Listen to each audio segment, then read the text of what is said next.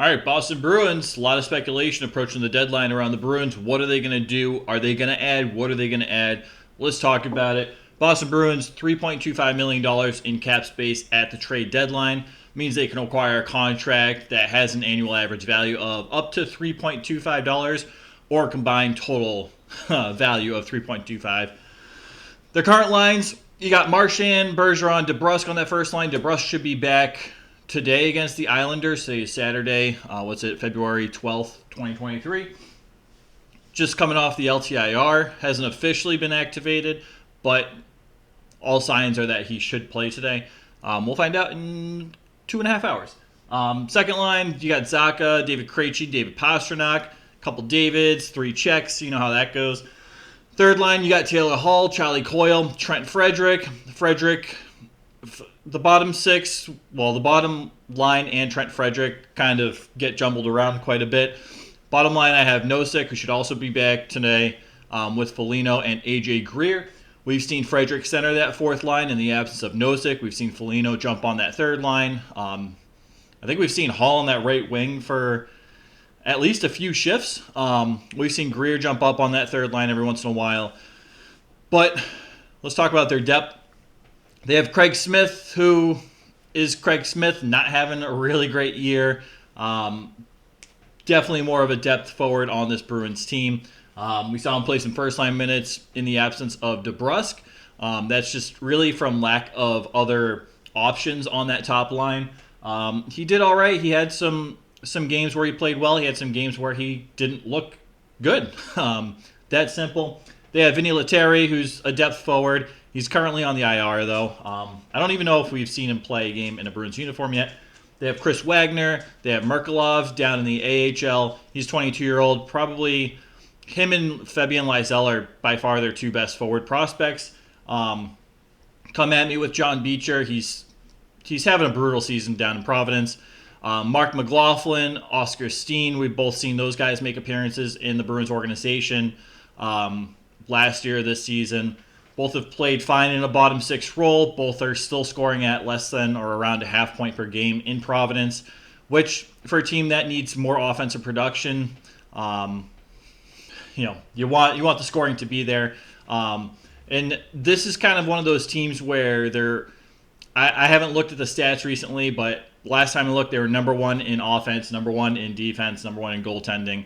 So you can kind of get a little nitpicky here, and we'll discuss that, but there's a reason I say that. You have Jacob Lauko, who played last game in a Bruins uniform, looks okay.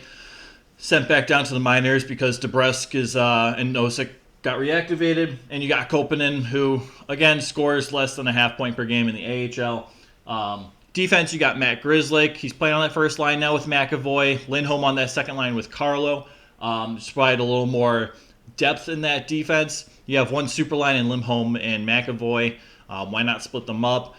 I'm not really a big fan of it, to be honest, but it is what it is. I'm not the coach of the Bruins, and I think Montgomery has done a very good job to this point. I don't have too many gripes with what he's done really at all. So it is what it is. Third line, you got Forbert and Connor Clifton. Forbert, excellent penalty killer. Clifton playing well above his $1 million annual average value contract. Not a bad top 6 to have by any means. Depth, they have Zboril, they have Mike Riley, they have Anton Strawman, they have Jack Ashan, Connor Carrick, and Dan Renouf. Carrick, just a depth defenseman, kind of jumped around the league a bit. Renouf, 28, fringe depth defenseman. Could play more of a physical game, though. Jack Ashan, more of an offensive defenseman down in the AHL. We saw him last year. Really needs to work on his defensive aspect of the game. He's there for the offense, but there's no defense with him, at least in a Bruins uniform. He's worked on that in the AHL. Looks a little better. We'll see if he gets called up. I have my doubts, especially behind at the very least 9 NHL ready players and a depth defenseman, so 10. Anton Strawman, we've seen him. He's been fine as a bottom pairing defenseman. He's not outstanding. He's not the worst defenseman ever. Mike Riley playing very well down in Providence, very well. That was more of a contract move, kind of clear up a little bit of cap space for the Bruins. And Mike Riley was kind of the odd man out, wasn't playing as well as really any other 7 guys at the beginning of the season. Zaboral battled some injuries this year, mostly been a healthy scratch, hasn't seen really much playing time at all. Goaltending, you got Ullmark. There's nothing you can say about him. He's just dominating the league. You got Swayman, who's been really hot as of late. It's a really solid 1-2 punch. But in the AHL, you also have Brandon Bussey. I don't know how to say his name, Bussey. I do apologize. That's something I should know. But I don't know how to say his name properly, and I haven't looked it up. He's been playing out of his mind in Providence. He has been excellent down there. You have Kyle Kaiser, who's also looked fantastic down there, and you have Keith Kincaid. We saw him play that one game in a Boston uniform. He posted like a 949 save percentage or something ridiculous. So there's depth, which is good. The level of depth isn't great, but you don't need a whole lot of. You're not anticipating having like 10 injuries. You're not anticipating plugging all those holes in at the same time. But let's dive into it. Their needs, in my eyes, is a forward. And we'll talk about that in more detail. And a top 4 defenseman. Surplus, I have goaltending. You got Ullmark, Swayman, great. Swayman is a restricted free agent on an entry-level contract. He's going to get a pay raise. It's a matter of how much that pay raise is going to be. But you also have 3 guys in the AHL, 2 that probably should get looks in a Bruins uniform to maybe potentially back up Ullmark next year. Maybe you trade Swayman for a pretty valuable piece. Swayman's got quite a bit of value on that market, especially to a team looking for goaltending, and there are quite a few. LA Kings of note would be a very interesting move. But it's just something of note. You got 2 young kids down in Providence putting up fantastic numbers. And you already have your depth goaltender anyway. Kincaid, probably not suited for a backup role. Maybe he could be, maybe not, but at this point, still kind of on. He's that 3rd goaltender in the organization. So that's some foresight I want to see from Don Sweeney. The Bruins are handedly in first place in their division in the Eastern Conference and in the entire league. You can carry 3 goaltenders for a couple of games and try out, a Kyle Kaiser in net, see how he does, get him some experience, keep developing those guys. Maybe save some cap space for next year. Next year is not going to be a great cap situation for the Boston Bruins. That's some foresight you kind of want to see out of Don Sweeney. Now is the perfect time to do that. We're not seeing that. I would be surprised to see that throughout the rest of the season. The general manager of the Bruins doesn't have a whole lot of foresight. It's now and win now, and this season is the only thing that matters. Future, forget about it. So that's my stance on that. But the Bruins are doing a great job developing goaltenders the past year, and they have quite a bit of goaltender depth, which is it's fantastic, and a lot of teams don't have that. Like quite a few, Kings, Kraken, Canucks, just to name a few. A lot of Western Conference, Pacific Conference teams. Defense, they have 9 defensemen who theoretically should be playing full-time NHL minutes. Most of them on the 3rd line, sure, but nonetheless, you got 9 guys that can play defense. You got a 10th guy as a depth guy who has a fair amount of NHL experience. And you have Jack Ashan as some type of prospect who knows, he could be an X factor. He could be more of like a Kalen Addison, what we're seeing in Minnesota. He may not be. But you got these pieces. You got a ton of defensemen. And they got quite a few bottom 6 forwards. They got quite a few forwards in general, but you got Frederick playing on the 3rd line. You got Coyle, he's a 3rd line center. Hall slots in well on that 3rd line. Can play 2nd line minutes, though. He's kind of the exception to the rule. Foligno, bottom 6. Nosek, bottom 6. Greer, bottom 6. Craig Smith, bottom 6. Letary, depth forward. Chris Wagner, depth forward. Merkulov, one of the more promising prospects. I'd be shocked if we saw Fabian Lysell this year. for developing purposes. He needs time to develop, ripen, have a full season in the AHL, adjust to the game. You want to develop these young kids right. Merkulov is of the age of 22, performing well, has played professional hockey in Russia. With the KHL, maybe it was the the MHL, the league below. Regardless, he's played professional hockey, so that could be an interesting call-up. Mark McLaughlin, bottom 6/depth. Same with Steen, Lauko, and Koppanen. I'd say depth at best. So you got a lot of depth forwards, but you need more. So for forwards, there's two arguments to this. They need to start thinking about the future. They need to figure out at least one of their center positions, if possible. You're likely not going to re-sign Bergeron or Krejci this offseason. Those are massive holes on guys on bargain contracts that should probably be addressed, and that can be more of an offseason thing. It's a matter of if you want to trade for a guy, extend him, maybe get that annual average value cap hit a little lower, or are you going to spend a little more in free agency to get the guy you really want? Without giving up things like picks and prospects and players and what have you. So that's a big piece. And in the meantime, you get them at the trade deadline. That third line with a top two centerman, that's a dangerous third line right there.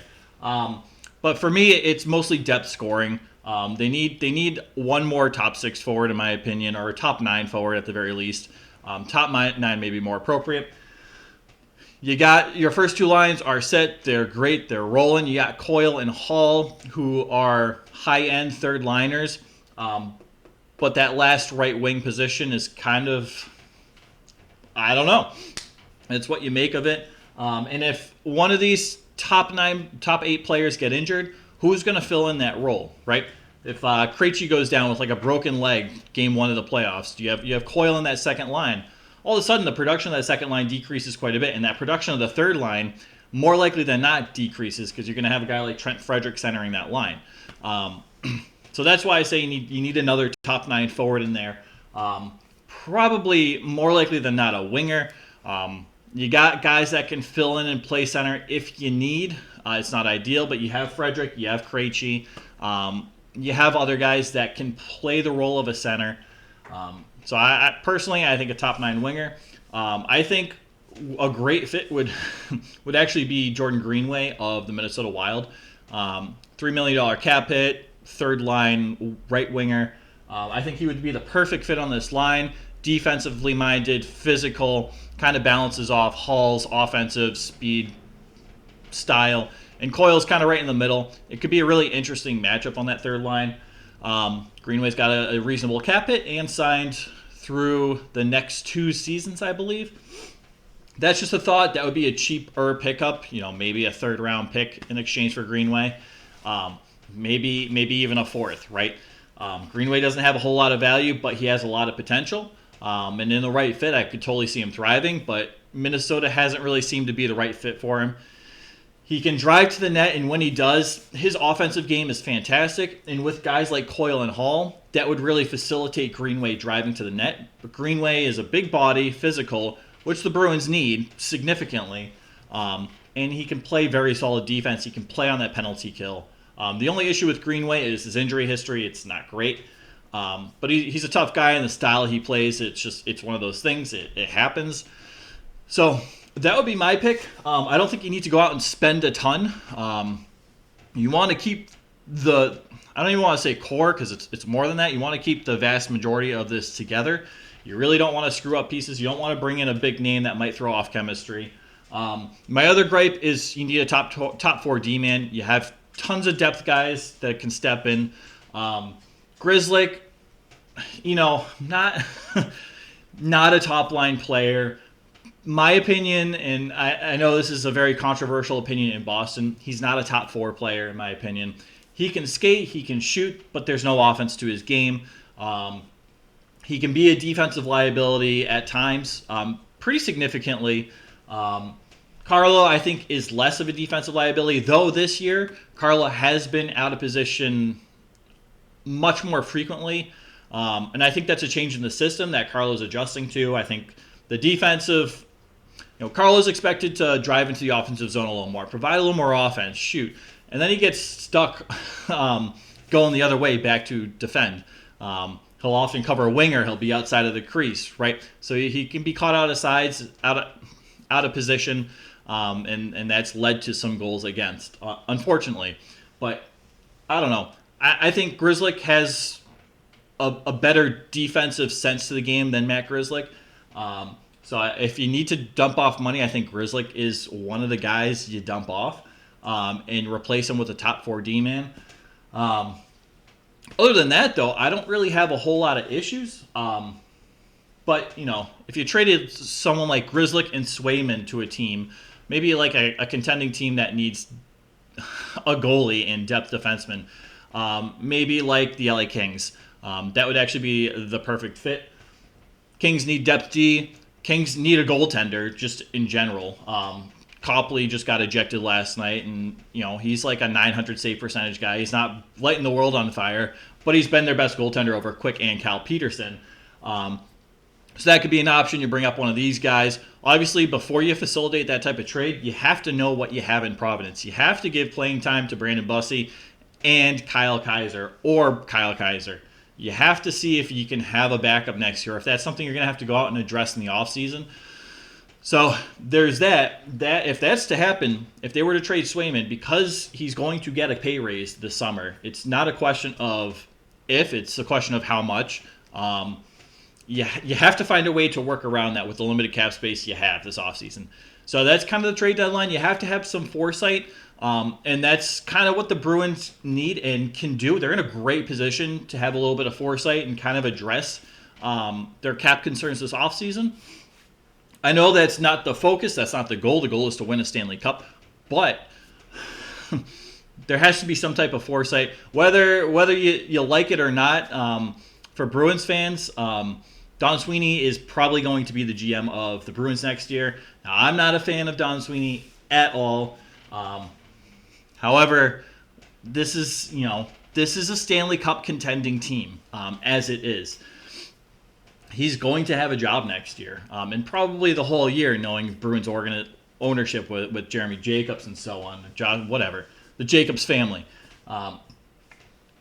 So there still needs to be a little bit of foresight in there. You don't have to set the world on fire, right? You don't even have to trade Swayman like at the trade deadline.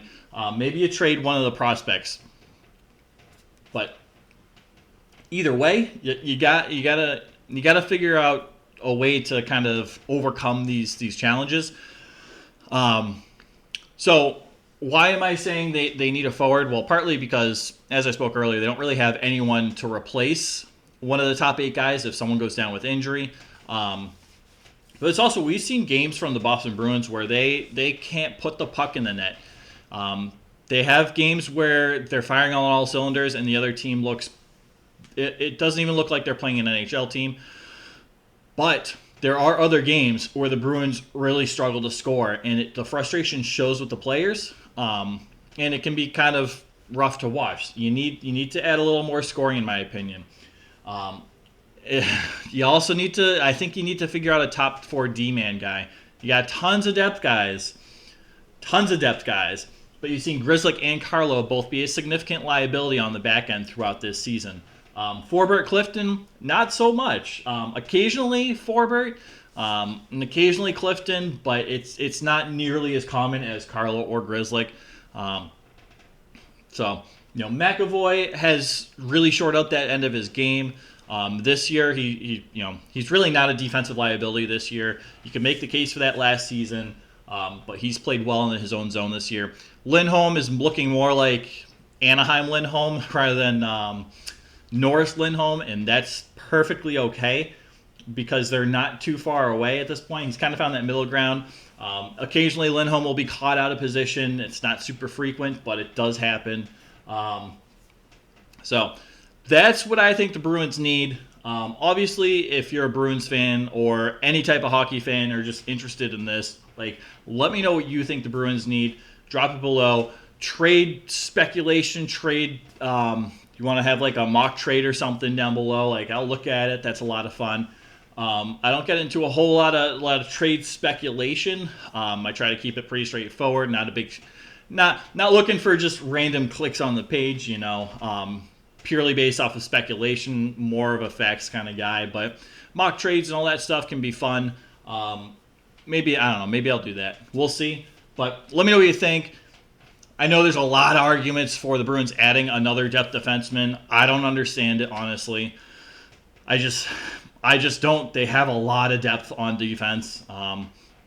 You can have 3 guys go down with injuries, and you can still have a full top 6 of NHL caliber players. Like, I don't know. And that's very unlikely to happen, that you're going to have 3 of your defensive guys injured for the long term or have 3 guys out at the same time.